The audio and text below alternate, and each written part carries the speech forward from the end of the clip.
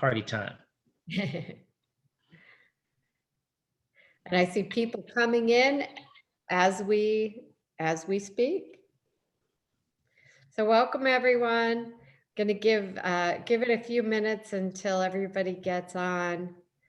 But thank you for joining us at cocktail hour. Right? I don't have a cocktail, but I should. Yeah, you have a nice background there behind you. You should have had a nice festive drink in your hand. Well, thank you. I have a sparkling water. Does that count? I don't know. I'd rather have a little champagne.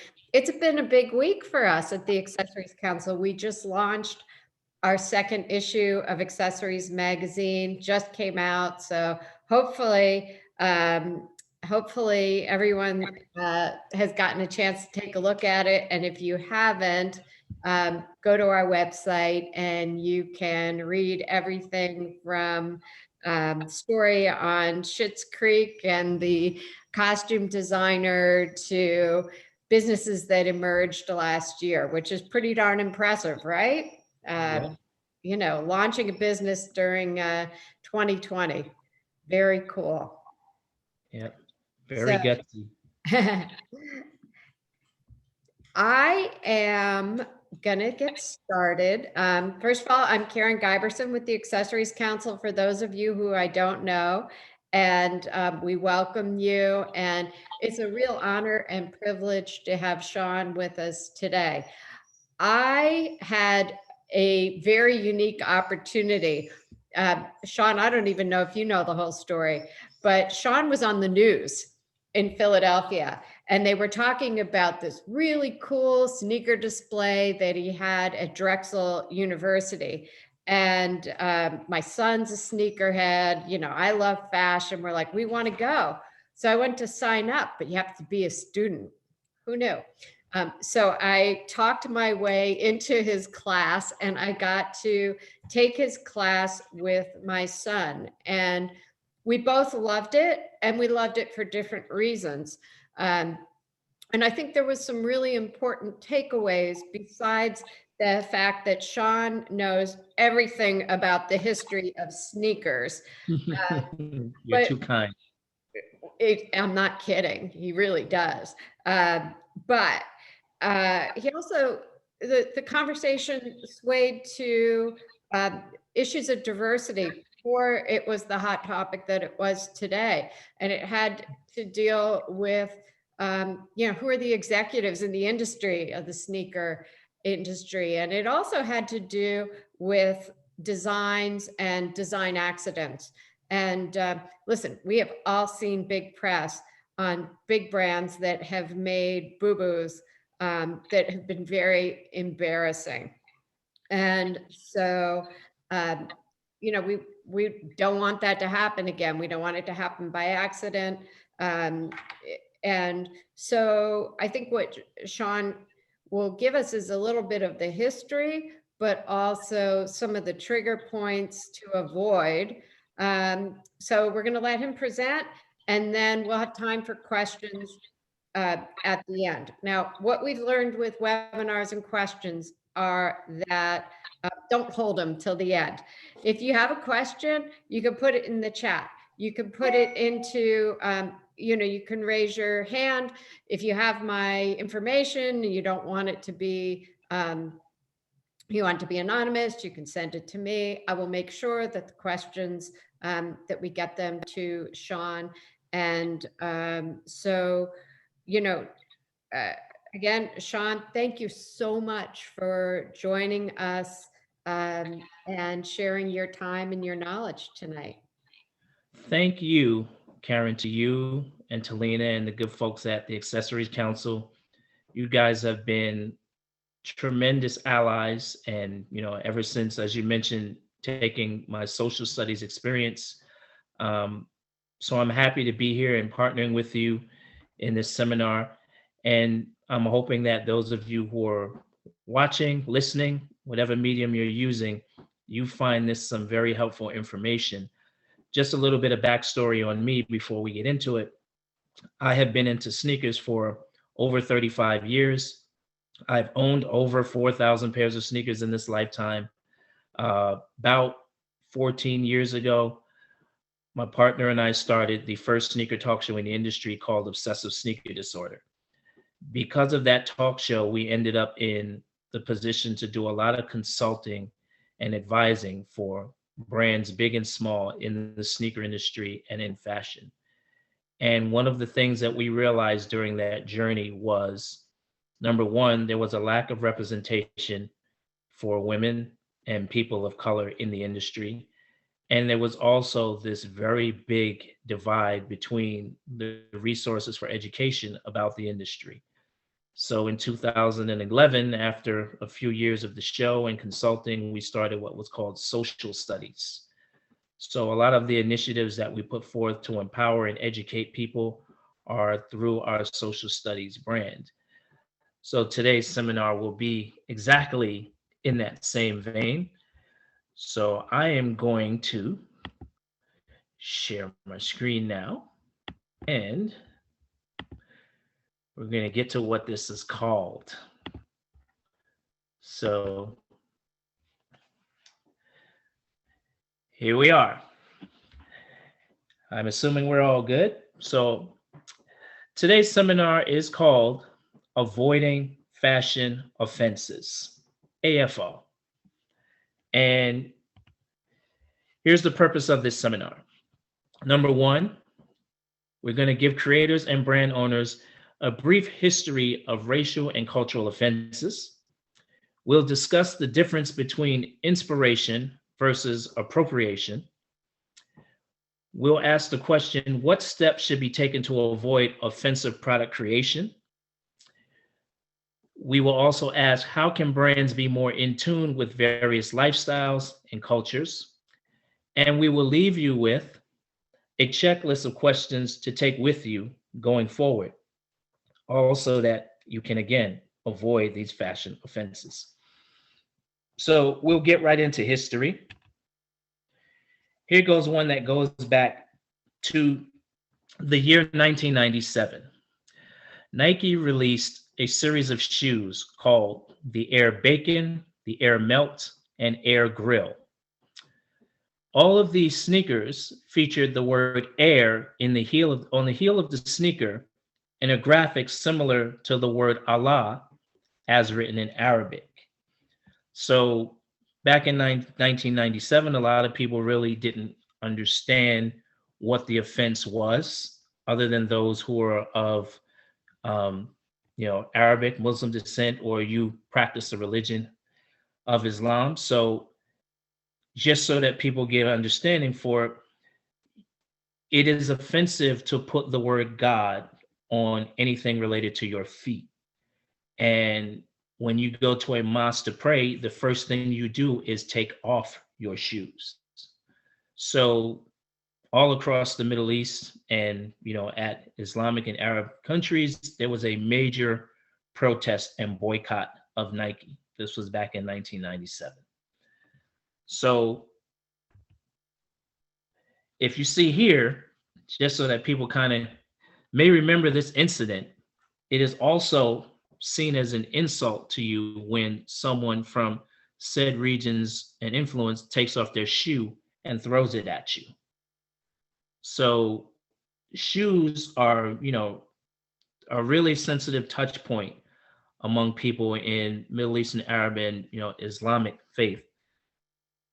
Now, this was the real inspiration behind the Nike Air Bacon, Air Grill, and Air Melt. It was simply to celebrate summertime and going out and cooking food on the grill and enjoying the nice weather. So needless to say, this was poor execution of design, and it was also a lack of sort of checking internally to see if this design would offend anyone. There was no thought to be, culturally in tune with who their consumers were. Nike did at the time sell sneakers in the Middle East and in Arab nations. So there was a total lack of a checklist for whether this product with this design was going to offend. It was probably one of the biggest faux pas in Nike's history. They've done quite a few since then, but very few were as big as this.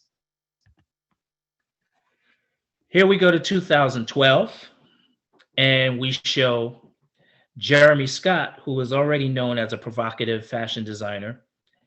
And this was his shoe called the Adidas Roundhouse Mid. Handcuffs. So one might want to say, well, it doesn't look like handcuffs because it's on footwear. So obviously there was a big hoopla and uproar about this particular sneaker release from Jeremy Scott. And this was not the first release of his. This was one in a series of shoes that he signed on to do with Adidas. This was one of the earlier, but not the very first release. And it was at the same time that the NBA had a licensing deal with Adidas. So it was very politically charged, and activists got involved and put a lot of pressure on the NBA to have a conversation with Adidas to cancel these shoes, which ultimately was. These shoes were canceled. There are some pairs out there somewhere, I believe, but the shoe was ultimately canceled, considering, what this, sort of design sort of makes reference to. It's a very hotbed and touchy and sensitive issue as well that it alludes to. This was the real inspiration behind this sneaker. So those of us who are old enough to remember, there was this toy called My Pet Monster. And that was the real inspiration behind the Jeremy Scott handcuff sneakers from 2012. Was it poorly executed? Debatable. But the other part that's not debatable is there was no checks and balances in place at Adidas to see if this was going to have an emotional touch point for a consumer. And that is where Adidas failed in the creation of this.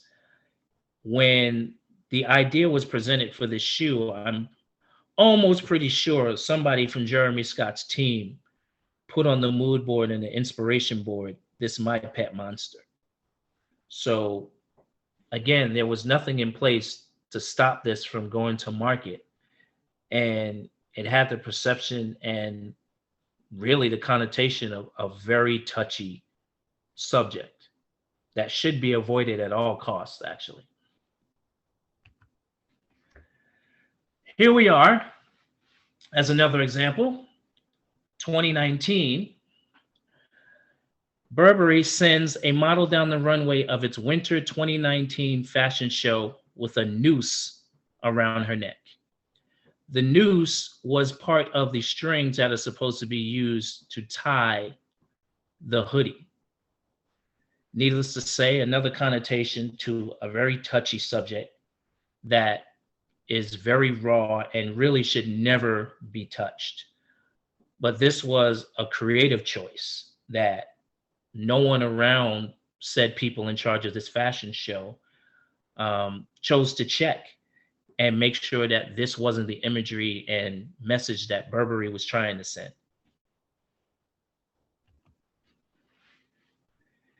Here we are, 2020, very pivotal year in activism and civil rights and everything else. And we have Louis Vuitton.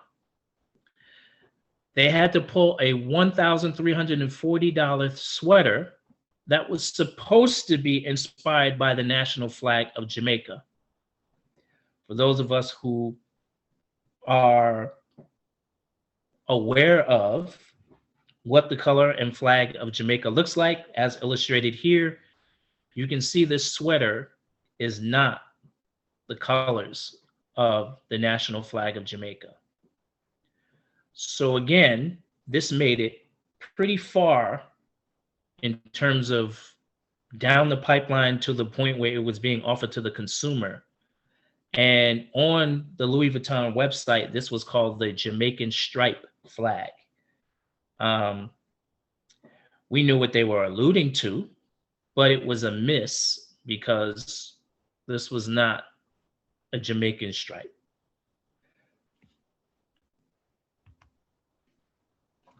So in this section, we're going to talk inspiration versus appropriation. But before we do, does anyone have any questions?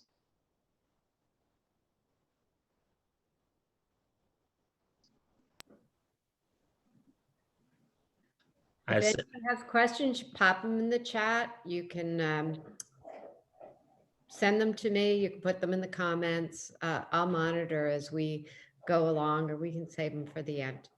Yep. Okay, cool. All right. So inspiration versus appropriation.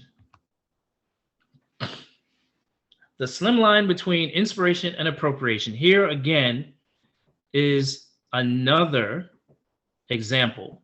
And this one is from someone who we all know has been very active in fashion and the beauty space and even sneakers over the last 5 years, which is Rihanna. And she offends people by offends people of Hindu faith with a lack of modesty while displaying this religious symbol. Now, some people say she was just being creative, but again, there's a real thin line between inspiration and appropriation, which someone took this picture. She didn't take this picture, obviously. And there need to be people around said celebrities and personalities who have millions of eyes on them to make sure that they protect themselves from offending, religious groups and whole nations of people by trying to use inspiration, because there are places and opportunities where simply it doesn't work. And this was one of those examples just last year, 2020, by Rihanna. Here we go with these offenses that took place between 2018 and 2020. These three brands committed these three cultural appropriation offenses: Gucci, Comme des Garçons, and Dolce & Gabbana. So we see the first one on the far left from Gucci, which is blackface. We see Comme des Garçons, which has, basically two offenses in one, which is the blackface tribute jacket and the cornrow wig that this model is wearing. And then by Dolce & Gabbana, we have on the far right this ad which featured an Asian woman eating pizza with chopsticks, all three of which should have never seen the light of day. They should have never even reached this point where we're looking at them now. But the question is, during the creation of that product from Gucci, who's in the room?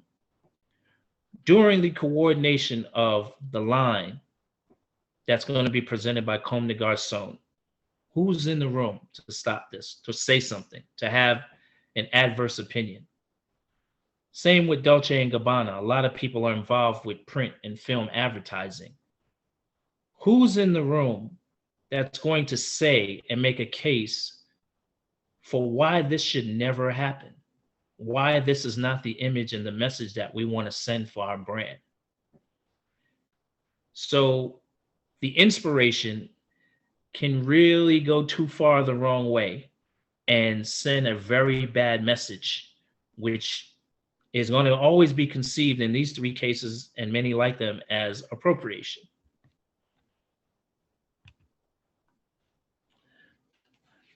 So here we are in a section where we ask, what steps should be taken to avoid offensive product creation?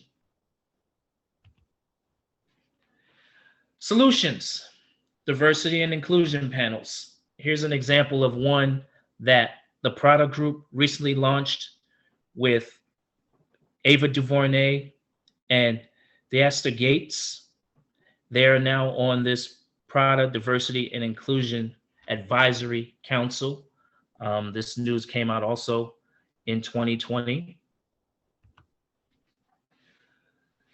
Gucci launches an initiative to foster cultural diversity and awareness, as we see here. And it's been since early or late 2019, early 2020 that it was announced that Dapper Dan, legendary urban fashion icon, was taking a role with Gucci to sort of be one of those people in a position to stop some of those offenses, as well as empower people of color to have a better voice in the fashion industry. And Gucci laid out an initiative that is meant to put concrete steps in place to empower up and coming future fashion designers who happen to be people of color.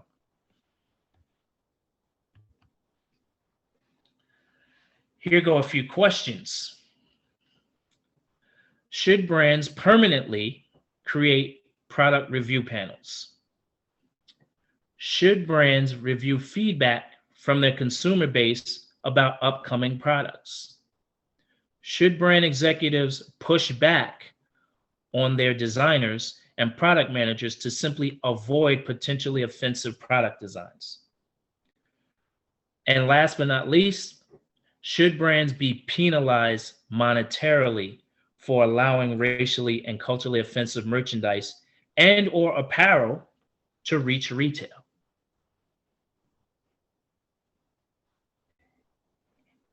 Anybody have any questions there? Any comments? Anything they want to say there? You can just pop them into the chat. And I'm going to save, I see a few questions. I'll save them for Awesome. when you're done, Sean. Okay. Right.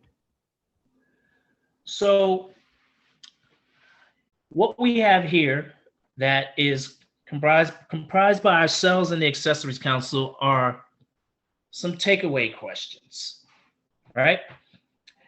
Does my brand / company stay in tune with the issues that affect my staff or consumers?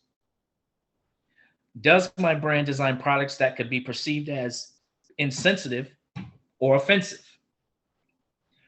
Does my brand ask its designers to share the inspiration behind their work? And I add on that one, in full detail, because there are times where designers will leave stuff out that could be critical to sharing where the inspiration came from. And it could be a key decision-making factor that was withheld. Should I challenge my designers if something is, quote unquote, a risk? Does my company have a process in place that safeguards against offensive products being produced? Are my brand's marketing methods culturally insensitive or offensive? And number 7, does my brand have anything in place that rectifies an issue once it is made known to my organization? Very key questions, very key. So here we are. We're in a discussion. We're in discussion time. Hopefully we can get a couple of people to share their opinion on this. How can brands be more in tune with various lifestyles and cultures? Anyone can answer that one.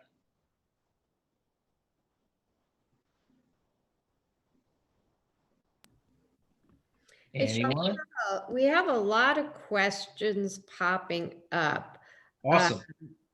And do you want me to start to fire them away, or how would you like me to,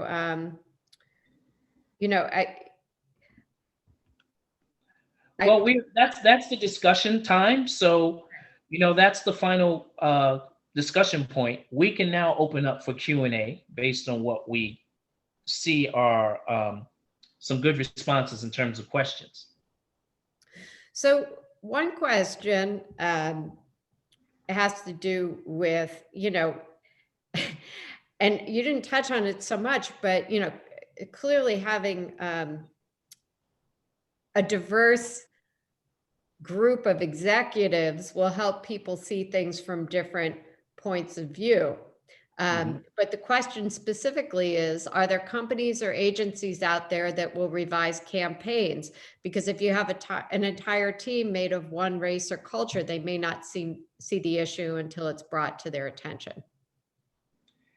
And if that's in terms of marketing or putting together anything that is post-product creation, there's always enough people that should be in the room that have something to say.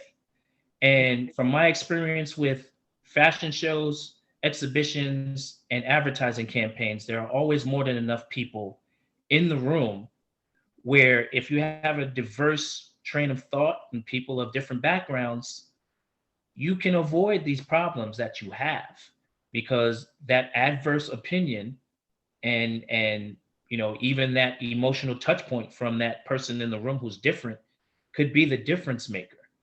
But the problem is that lack of diversity in the room, even on that post, product creation phase, when it's time to do the marketing and the fashion shows and exhibitions and ad campaigns.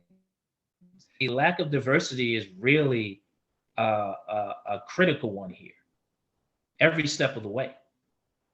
I brought you back. So, there's a couple people that asked about, when this happens, are there penalties or fines? I mean, it seems to me that the media and the customer reaction is a pretty big penalty, when, like, Dolce and Gabbana was a good example of what happened. But what I think that the same way in civil and criminal cases, there's a fine to pay. There's be it criminally with jail time or financially, brands should be fined for these offenses. And of course, it should be to the degree based on where the offense takes place. If it's a product that really didn't get a big push of marketing campaign behind it, but it's sold in a store and it's said to be offensive, then that should have a different level of penalty as opposed to a product that a brand sees as a key signature piece that they're spending marketing and advertising dollars on, and they're showing it at fashion shows, because now that means you're going the extra length with your offense. And that should be a more severe penalty, in my opinion. So it definitely depends on how far along in the cycle the offense reaches and what level of effort the brand puts into exacerbating the offense, but there should be a penalty. Yeah, I mean, I certainly, customers vote with their dollars, and there, an anonymous person posted something about Diet Prada, and they're very good at Yes, I love watching them. calling out offenses. Do we think those review panels are effective? Does it make a difference? Do we think the brands are listening? Again, they have to be diverse. They can't be full of people who get free product from the brand or people who are related to people who work from the brand. I've been on panels for certain sneaker brands where everybody in the room is related somehow to the people at the brand, with the exception of myself. So you're not going to get true objectivity and a real viewpoint from that, because there's people in the room who have an interest to protect. But if they would have these review panels in more of a town hall type setting with people who don't have a vested interest or not in the pockets of, the brands, you'll get real responses. So I'm going to ask some hard questions, because there's some hard questions coming up. I mean, clearly there needs to be more diversity at the executive level, but do we think brands are they afraid? Why hasn't it happened? It's not just the executive level. And a company is only as good as the talent that's doing the creation, right? Executives aren't doing product. They're making executive decisions behind what's being created. So to place it all in the executives is really not as fair as we would think it would be. It's their choice, and it's their obligation to put a more talented and diverse train of thought and policies and procedures in place, which is where they're at fault. But there's two sides to that, because every company has to have executives that do that, whether they do product creation or not. It's their goal to put policies, procedures in place that need to be executed in any industry. But in this particular industry, where somebody's going through the actual process of creating something for consumption, and they're inspired by something up to the point where it's created, you have to have a more diverse line of staff and creation and inspiration internally in your ranks already. You have to have people that have experienced different things. And if you don't, then you just have a staff of people who are creating, and they're totally tone deaf and culturally insensitive to everything else. So question is, have you had to personally advise a brand or company against a campaign or product? And how do you do that? I have, and I have talked to them as bluntly as I'm speaking here, because one of the things that, I kind of pride myself and our organization and what we do on is the fact that we've never had any financial or business interests tied directly to what we do. We've always been a free speaking voice for the sneaker industry and for fashion and for hip hop culture, because we don't have to speak with the thought that, uh-oh, I think I just offended them. I think I'm going to lose that ad campaign. I think I'm going to lose this, that, and the other. We've always done things on our own terms, where we've been able to be an advocate for the footwear industry and fashion and hip hop, and speak without any reservation about what we feel is bothering us. And it's a position that not everybody is in. We understand that. But if you understand your value, if you're in that position where you have a business situation with a brand, and that vested interest is coming at the expense of, offending you, offending your religion, offending any of your other religious or whatever interests outside of that, you have an obligation to say to your business partner, I don't think this is the right way to go on this one. It angered me, it touched me, it bothered me. So we probably shouldn't do this. But there's a lot of people who, once they're in a brand's pocket, they stay quiet and they hope that somebody else will speak for them, which the brand either pays attention to or they don't. So it follows up with a question. Another tough one is, it says, although I do not advocate for racially insensitive product production, I'm concerned about any company's First Amendment right to produce.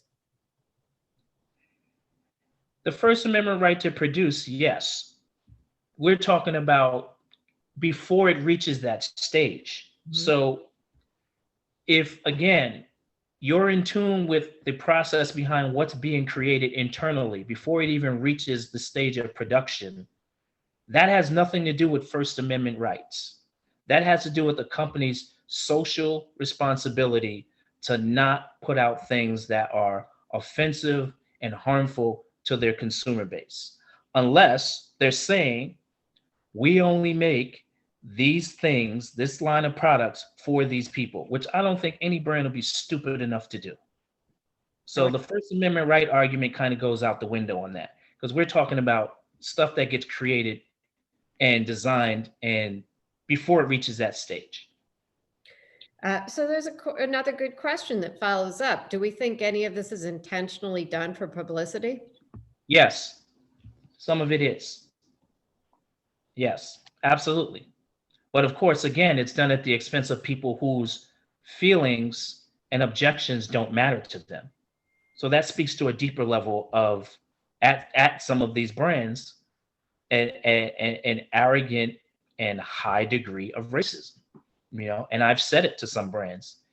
If you're still going to go ahead with this because you know that all press is good press, that means you don't care about who you're offending, because you feel like your privilege will get you over that. That's not a big deal for you. And that's a bigger issue.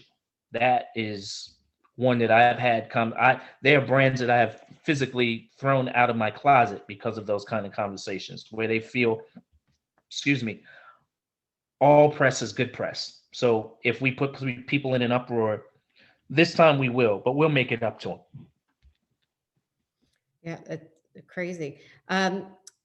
Someone asks, in your experience, do you find more companies are taking the right steps to lead more diverse decisions? And who do you think are leaders who you admire in that process?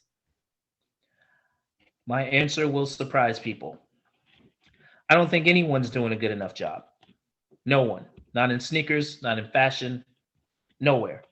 Because the people who need to be in place to avoid all of these things happening again, from what I see, are not there. That's pretty sad.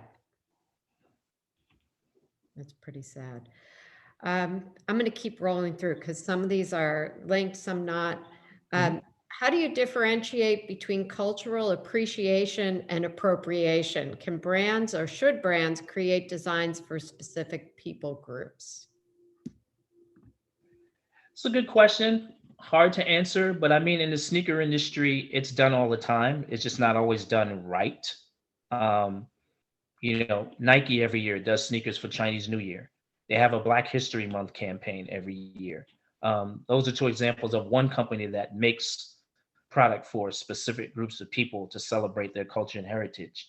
So there's nothing wrong with it, but again, it has to be done right. Everything is being done so tone deaf, and the brands are arrogant enough to say, well, we did it wrong, but we'll get it right next year. Who cares? Roll it out. We literally see people at companies saying stuff like that, where it's like, we'll get it right next year. Roll it out. At least we did something. So this is not always about boycotting either, where a product is out and you're upset with it, so you decide not to buy it. The fact that it made it that far in the first place is the issue we really should have a problem with, not the fact that it's there and it's offensive and we don't like it. That means it was too late. That means there was nobody way back in the early stages of the creation of this product that had a voice adverse to what they were about to do. So early on in the question, somebody brings up product that happens to be at a retail chain. I don't know if you can read the comments, you'll see the retail chain, where it does appear that there are products that could be a little too interpreted without any reference. We see them in the store. You see the offense. What do we do? Well, here's what I did one time. And it was at the Adidas store in Soho. And I know it didn't go anywhere, personally, but I was inspired and empowered to speak on it only because I've done work with Adidas where I've taught the history of their brand. And I went into the Adidas store in Soho on Houston and Broadway, the big Adidas store there. And at one time, it's not there anymore, but they had a timeline of the history of their sneakers. And I noticed there was a very key moment in that brand's history missing from the wall that happened to involve a Black person. So, and it looked like to me, because I know the history of the brand, it was like a blatant skip to me. So I went and said to the manager, I said, I'm looking at, the timeline wall here, who approved that for that to go in? Oh, that came from Germany. Germany has to approve, all the designs and stuff that go into retail, even if it's in the state, because they're the protectors of the brand. And it made sense to me now, because the person who was missing was Jesse Owens. And Jesse Owens did some great things at the Berlin Olympics that did not delight Hitler. So who at the brand is still holding on to that kind of grudge on Hitler's behalf, where they chose to not mention this iconic sports moment for Adidas on the wall of the history of their brand? It was angering me. So I had to say something. But, I tell everybody to each his own. Everybody's personality is a little different in terms of how they can engage in these kind of conversations with people. I'm the kind of person who is not afraid to engage in a conversation like that, especially as many pairs of sneakers as I've owned in this lifetime and spent a lot of money on. I almost feel like it's a privilege of mine to have, like, it's a right of mine. I have to say something. But stuff like that, those subliminal type of omissions to something like that, that it's going on brand messaging. It's talking about the history of the brand, and you purposely deleted one of the most iconic athletes, not just in the world, but for he was wearing your brand when he did all those great things, and you deleted him out the history. I will take this moment to, if anyone's enjoying this conversation or you love this kind of history, hunt Sean down and take his classes, because the extended version, you will just, like I said, I enjoyed it so much. I learned so much, and there's so many stories and so much history out there, that if you're a fan of fashion, you will just find it completely fascinating. Yeah, my, Okay, my goal is to, appreciate, educate, and elevate. That's what I do. so more questions. Yeah. Tips on hiring. So we want to be better. We want to have more diverse. What can we do to attract a more diverse talent base? How do we become better hirers? Well, here's the issue at the brand level, right? Just, up high. Brands do not go down into the communities where all of the people are that are, number one, buying their products, and that they're appropriating these design cues and inspirations from. They're doing all of this stuff from way out somewhere else. They're doing online research, they're watching commercials, and then they're also very obviously playing on stereotypes when product is being created. So they have to get some boots on the ground. They got to get into communities. They need to get to schools. They need to get involved with the education process behind what it takes to be in sneakers and fashion. And the closer you get to the ground where the people are, the more in tune you will be with what people feel like, the stories that matter to them. And you'll have a more sincere approach to not just marketing and selling products to them, but knowing that you need those kind of trains of thought and experience in your company, in your organization. But they're so far removed, the nice office buildings. And, that's one thing COVID has done is now everyone's home. Everybody's in their homes. They're traveling around their neighborhoods and everything. And they're more everyday in tune with regular everyday people. But there are a lot of people who are at brands before COVID who, once I'm up in my corner office or I'm in my design studio or wherever I'm at, that's my happy place. They tune out everything else, and it's been to a detriment. Going to kind of summarize a couple of the questions. So let's say our brand makes an error inadvertently, that is offensive. What are the right steps to make it right? What does one do? Well, that's a good question, because depending on what it is you're making and where it's going, there's probably a different way to solve each problem. What the sneaker industry does, and I've seen it recently in certain situations, and this doesn't necessarily go for accessories and apparel because they're not so reliant on a reaction from the internet the way sneakers are. But Adidas last year wanted to put out a Black History Month sneaker, and the sneaker was all white, and it said celebrating Black culture. But because the sneaker industry is so reliant on the reaction from sneakerheads and from the internet to see what people have to say, the images came out months before the sneakers were about to release. So they were able to get that advanced reaction that showed how egregious this offense was. And the sneaker never made it to market. Fashion and accessories and the like really don't have that kind of privilege where they leak product in advance to get reaction. Maybe they should. Maybe we should see some things in advance. Fashion shows don't always, reach the eyes of everybody, but maybe there should be something in place going forward where if you're an accessories brand that, makes things inspired by different ethnic cultures. You might want to put something out there, put a feeler out there and see what happens.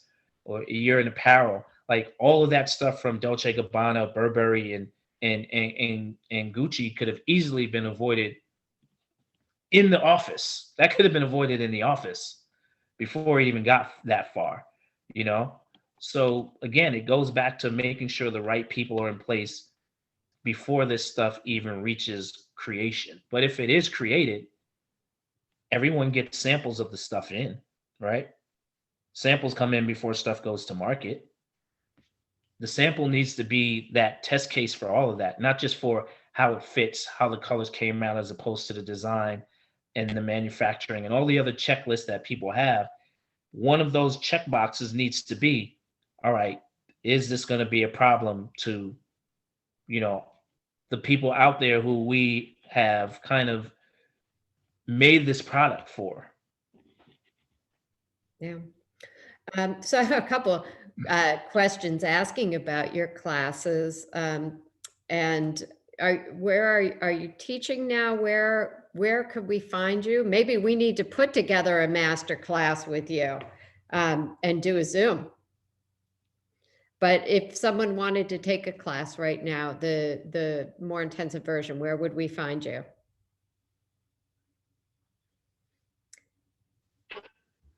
Hey, I lost you for a second. What was the question? Growth. We are asking where you're teaching right now, and if we wanted to take a class, where would we find you? And then, of course, maybe we should host one. I would definitely say anyone who's interested in social studies, reach out to the good folks at Accessories Council, Karen, Lena, and the good staff. Shout out to Lena. And we can get something set up. We can set up a special session in, you know, social studies in partnership with our good friends at the Accessories Council, and we can do something. But the Accessories Council really cares that its members are more empowered to avoid these fashion offenses and be the type of, you know, members who are contributing to a better world of fashion and footwear and accessories. So any opportunity to empower yourselves to do that with the Accessories Council, I urge you to do so. Excellent. Well, I think I went through all the questions. If anyone has any more, I had a fun question for Sean the other day. That was a little off, so I told him I was going to ask because I was taken with the story about the Little Nas Satan shoes and Yep. the lawsuit with Nike. Mhm. And I told him I initially I had a reaction, but upon consideration, changed my mind on who was right and who was wrong. But I'd love to have you, if anyone's been watching, to me, that was one of the most recent, like, wow stories from the sneaker world, certainly that hit our mainstream. Yep. So I'd love to have you tell the story. For anyone who doesn't know, Nike sued Little Nas X Little Nas X for and the company that made his shoes. Yep. They released 666 sneakers that supposedly had blood in them, but they were redone Nikes. Mhm. Yep. So 666 pairs of Air Max 97 sneakers were purchased by Little Nas X and this company that he worked with. And they were sold for $1,018. And the theme was, of course, demonic and appalling to everyone. And they were said to have real blood in the bottoms of the shoes where the airbag is. So, of course, when you go that way and you start talking all that kind of stuff, it also had a pentagram pendant on the front where the laces are, and the packaging and everything was executed very well, but again, very demonic. So, what people don't realize when they saw that shoe was that was the second shoe that Little Nas X did. And it was the shoe that was supposed to tell the second half of the story from the first shoe. The first shoe was made with a heavenly theme. Most people know nothing about that shoe because it didn't offend anybody. People were like, "Oh, this is nice. Oh, limited editions." And that shoe was also done very well. Packaging, theme, the storytelling was done very well. Sold out to Little Nas X fans and people who want rare sneakers and stuff like that with no issue, no fanfare. Nike saw that and probably like, "Bravo, that's nice." But now he had to finish telling the story. So now, if you have heaven, we know what comes next. So he had to finish. The second half of the story had to be the demon themed shoe.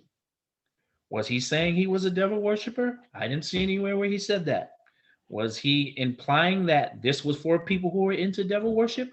I didn't see anywhere where he said that. I saw a shoe that was created as a custom themed product, and it was completing a story that he had already began to tell originally. Again, the media narratives don't tell you that piece. So should Nike sue? I don't think they should, because you're not suing all the other customizers out here who are customizing sneakers and selling them to people with various themes. So I personally think Nike will lose that lawsuit just based on that argument, if that's the direction that his legal counsel goes. Because if that's the case, then they need to sue everybody that's out here airbrushing and restitching and doing all of these different things with sneakers.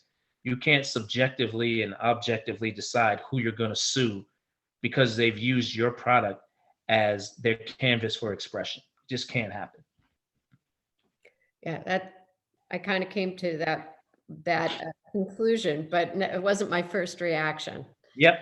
But when you hear the history behind it, there you go. So, okay, you want to hear more from Sean? We want to have a class. You got to let us know if there's enough people who are interested. We will try to find a date and work with Sean to make that happen. Yep. I know it, we'll reach out if you would like to get in touch with them. We'll send the contact. If your company needs a consultant or coaching, I have a feeling you'd be willing to answer that call or point you in the right direction. So I thank you again. I wish we were doing this in person. We had planned to do a series in person, and then we got a little derailed with the COVID, but it's just great to have you back and to see you. And Likewise. we'll look forward to doing it again soon. Yep. Thank you to everyone who's tuned in. Make sure you reach out to the Accessories Council. We got more in store. Great. Have a good night. See you later.